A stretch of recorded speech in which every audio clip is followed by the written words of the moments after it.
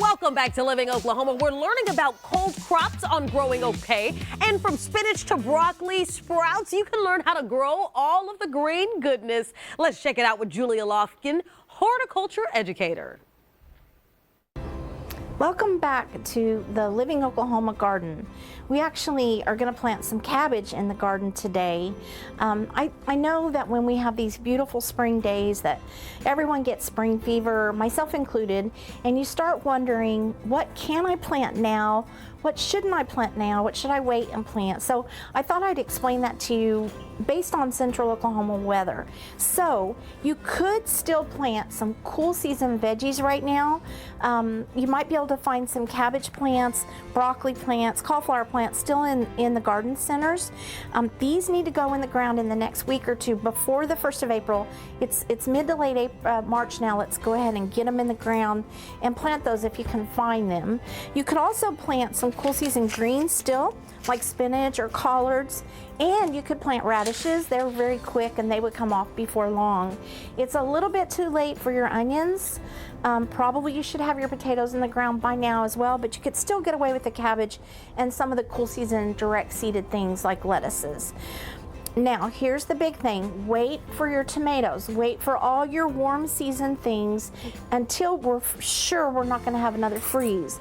Warm season vegetables and flowers like petunias and periwinkles, those things that we put out for the summer, they do not generally tolerate temperatures below 32 degrees.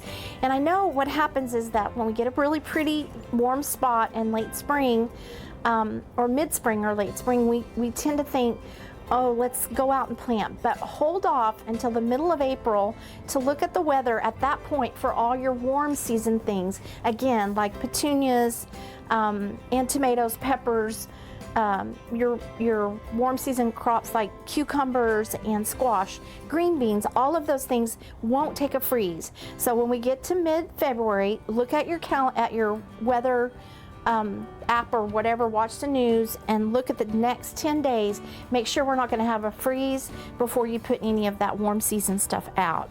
The way to know exactly how to do this is to download or stop by and pick up our fact sheet, the Oklahoma Garden Planning Guide. This really is for Oklahoma. It tells you exactly when to plant here in our state or in our central part of our state, and it tells you how far apart to put the plants, how long it takes before you can harvest them. Everything you need to know for warm season plants and cool season plants is in here. So take some time out, go ahead and visit the garden center, see if you can find some cabbage plants if you still want to put them out, or broccoli and cauliflower. Get those out in the garden right away, and then hold off until next month, middle of month, around there, before you put out your warm season crops. So let's get to planting. So here we are in the Growing Oklahoma Spring Garden. These are the little cabbage transplants that we found in the garden center this week. We're going to pop those out of their cell, and then if we need to untangle the roots, we will a little bit.